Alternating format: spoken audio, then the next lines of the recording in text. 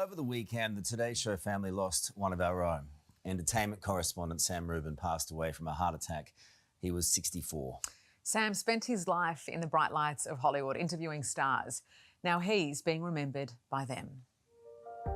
Across Los Angeles, tributes for an entertainment legend. From the Santa Monica Pier to sporting teams, the larger-than-life Sam Rubin being honoured for his service to Hollywood. Perhaps the most entertaining film this summer or any summer is George Lucas's Star Wars. Star Wars is now more than a movie, it is a nationwide phenomenon. Sam's passion for entertainment began in high school, part of a student news broadcast in the 70s. In 1991, he joined American network KTLA. Kermit, what I thought was very magnanimous of you. But I certainly like using the word magnanimous. Yes, all right. It's such a big word. Magnanimous. He would soon be on a first-name basis with some of the world's biggest stars. In the industry city, Sam was the guy. He was the person that the stars watched, and he was the person that the stars talked to.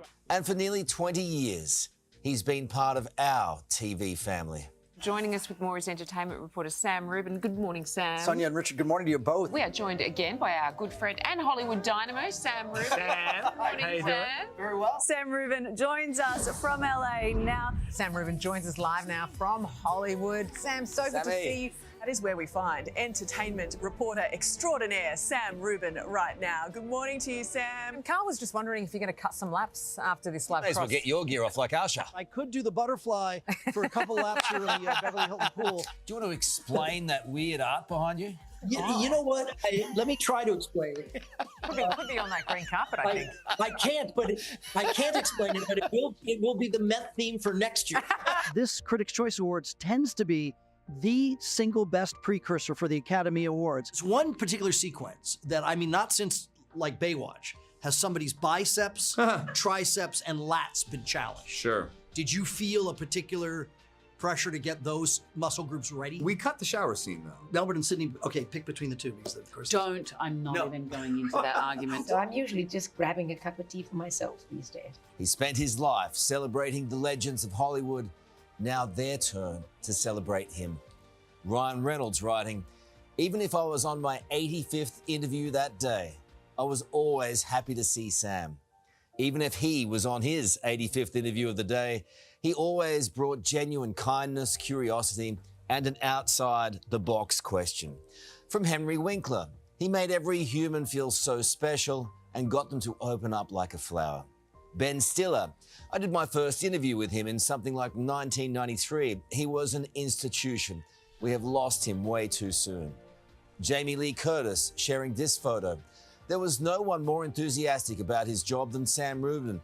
He's a great example to us all and a reminder to suit up and show up with a smile and love in your heart. Let's spell it out. S-A-M-R-U-B. It's Sam Rubin, ladies and gentlemen. It's not Unusual.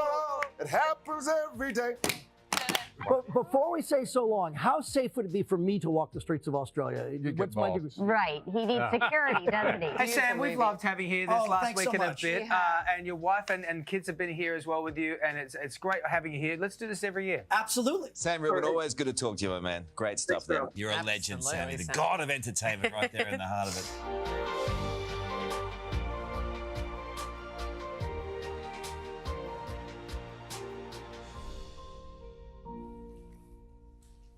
Beautiful man.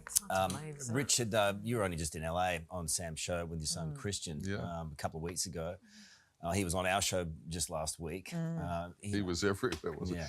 he? Yeah, I was visiting Christian, who's living there these days, and Sam and I, of course, were planning a lunch to catch up. He said, Richard, can you come on the show? You should bring Christian. Yeah. And we talked about Kylie and Nicole and da-da-da. It's just so, he was always so generous, you know. It was just warm, wasn't he? He was just, you know, opened his heart, invited us in to share the morning with his family. We went and had lunch after the.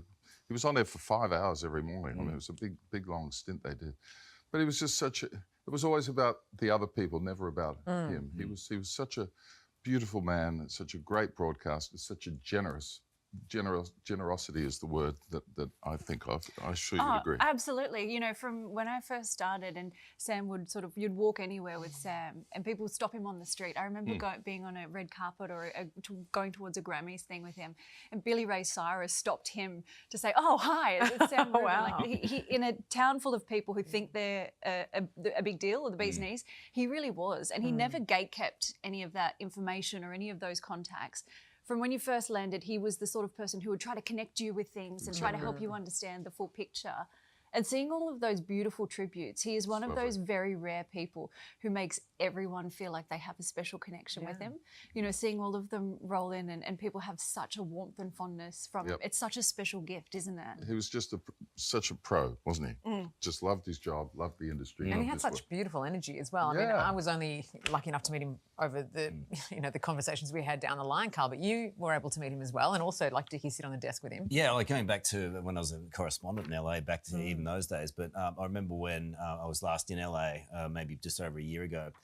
And he goes, "You got to come on the show, man." And I was like, "Oh." Carl, he goes, Carl, he goes, "Carla." He used to call me Carlas. He goes, "Make sure you get to bed early, man." And I said, "Oh, it's like LA. It's like how LA's early." And he goes, "So anyway, I showed up, and he said he told me the story about how he told me when I first started on Today, you just got to be yourself. And then some years later, he said, "There's such a thing as being too much of yourself." So we've got him to thank for this, do we? Yeah, but a guy who was just exactly the same off camera as on, and who had all the time in the world for you, no matter what he was doing, and he had a lot on. Yeah. He was always there, wasn't he? Whenever the story broke, well, let's get Sam on the show. We'll talk to Sam. Yeah, that's right. But just always there. And often after we talked about something, he'd phone or text and say, "Richard, what did you really think of that film?" And you said you went to sleep in it? Were you honest? Shush, no, always honest with Sam, and he was always honest with us and his viewers. What would you say to the audience out there who wouldn't have known him like we do, but about him as a person? He's a person who found his groove, found a job that he loved, and aspired to be the best in the world at it. And he was just so good, so great, so lovely. Yeah, agree. Absolutely. Well said, Dickie. Yeah, great stuff. We've lost a friend. We have, that's for sure. Hey there, Today fans, Sarah and What's my name again? Oh my goodness, Carl. Hey, thanks for watching our YouTube channel, though. Subscribe now for more news, special reports, and amazing Aussie stories. And Carl misbehaving, Whoa, of course. That never happens. Always happens. What's she talking about? Always happens.